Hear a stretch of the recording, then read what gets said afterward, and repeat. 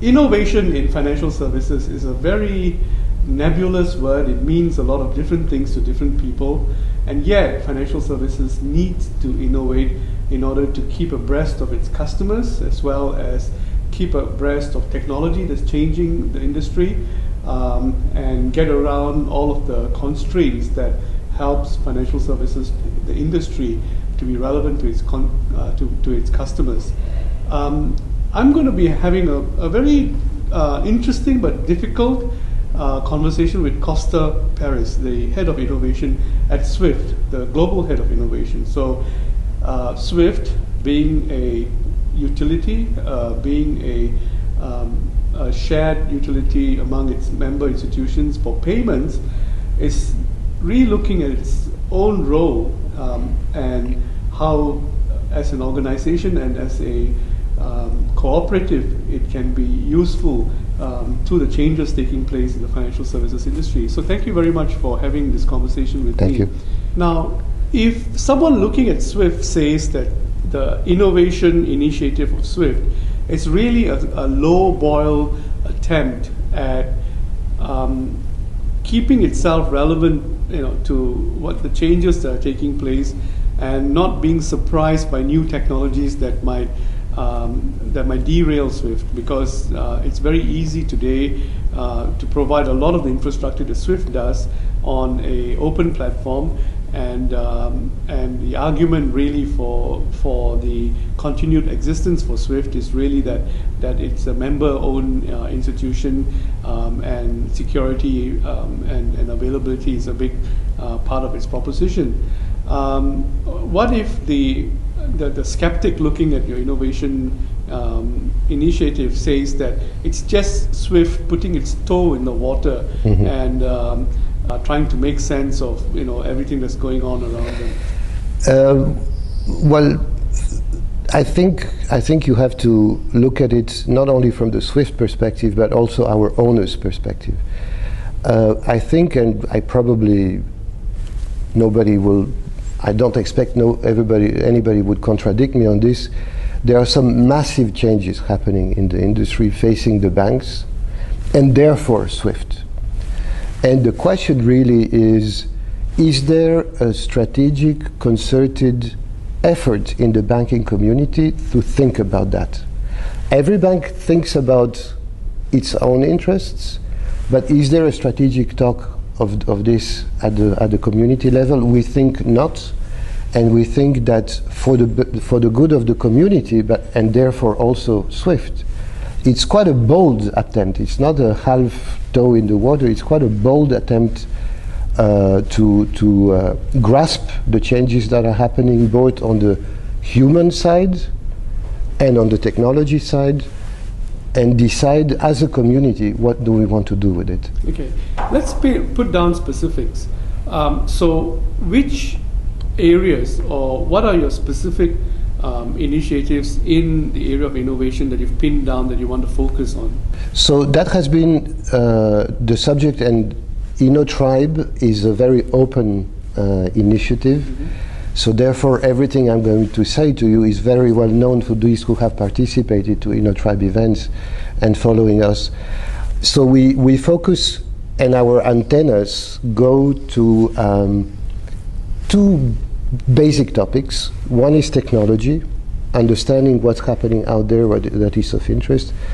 The second is human factors. Mm-hmm. On the technology side, we think that things like cloud computing, digital identity, something that we call big data, so business analytics for new products and services, that these topics are very, very important for the banking community as a whole. Mobile payments, I'm forgetting the one we are here for in Mumbai, but mobile payments is a very important one. So these would be the technology topics. Right.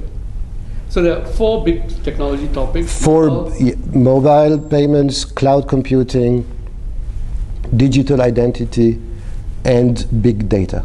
And now, what would you say to someone looking at you and seeing the focus that you're giving yourself, that these are exactly the four areas where SWIFT risks being disintermediated in? Well, I think that for SWIFT, I work for SWIFT, therefore I work for the financial community, but I also work for SWIFT, and I think it is normal for me to be looking at as well for what SWIFT can do in these areas of opportunity for us and risk as well. And I'm of the opinion that, and there are numerous case studies of that in the industry, banking or not. There is this expression in American baseball, it's called a curveball. It's something that comes from somewhere you don't expect. And I think that with the major changes facing banks and us, we have to detect the curveball. Okay.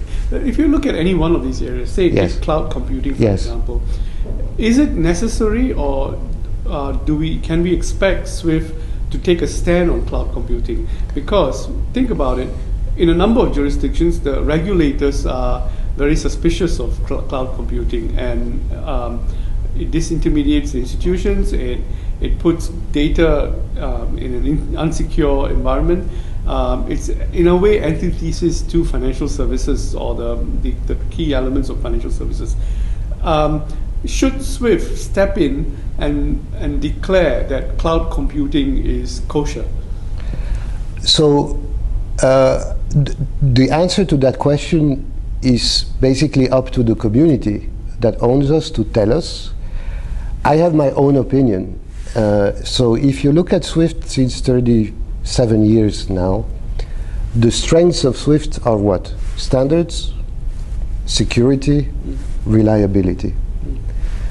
If you put these two and two together, the cloud computing concept, especially application as a service, as a concept, is exactly suffering today from the lack of standards, lack of trust, security, and we see these horror stories about resilient, things falling over. So if we put two and two together, there is a natural tendency, and some people look at SWIFT and say, SWIFT is the cloud computing for the cloud for the financial institutions. Some people even look at us and say SWIFT should be the app store, if I use the iPhone analogy. SWIFT should be the app store for the financial industry, where applications from SWIFT, and especially for third parties, could be made available to the financial industry. But are we at the end of the day going to do that with SWIFT or not? That is a debate that we have in these tribe events and at a strategic level. I have my own opinion, which is yes, but I think more importantly it's the community that owns SWIFT that will decide so. Right. But at the same time, what is the internal business deliverable that you've been mandated with, or you're supposed to be focusing on? So at the end of it, what should SWIFT's position be on cloud computing? So how do we get to that decision? Yes. So going back to a little bit how my team operates, because I run a very small team, it's 8 people, including myself. So what we do is, it is not my team that does innovation. We don't wake up every morning with ideas. Our job is to foster innovation and to be able precisely to bring, number one, to bring these strategic issues on the table for a quality discussion in the community and SWIFT. So that is the idea generation piece. Then to have a quality discussion, sometimes it's necessary to do more than just explain. Sometimes you need to develop a prototype or engage with a particular community so that you can understand better, refine your idea, perhaps try some alternatives. Right. That's what we call the incubation of the idea. That's where we actually put on the table some concrete data elements for deciders to be able to decide. And we want this to be something, not the opinions, because opinions are one thing, everybody has an opinion, but the decisions need to be taken on facts. And that's what the incubation process is about. Then after that, there is a piece that's called acceleration. So if we indeed decide to go about this, we have to go carefully, because you mentioned the key strengths of SWIFT today, and we cannot impact that. Our job and our mission of today is there, and it is there, and we will continue doing that. So we have to be carefully on the side of this, nurturing these ideas. That's what I call acceleration. Perhaps, you know, some co-investment scenarios can be had at the acceleration phase with our member banks or vendors, who knows. But it has to be done in a I call it a sandbox, right. So in an environment where it cannot impact the core service. Right. And then finally, if we go through this process and we then have a quality decision, strategic decision with a proven business model and commercial offering, then we make it part of the core.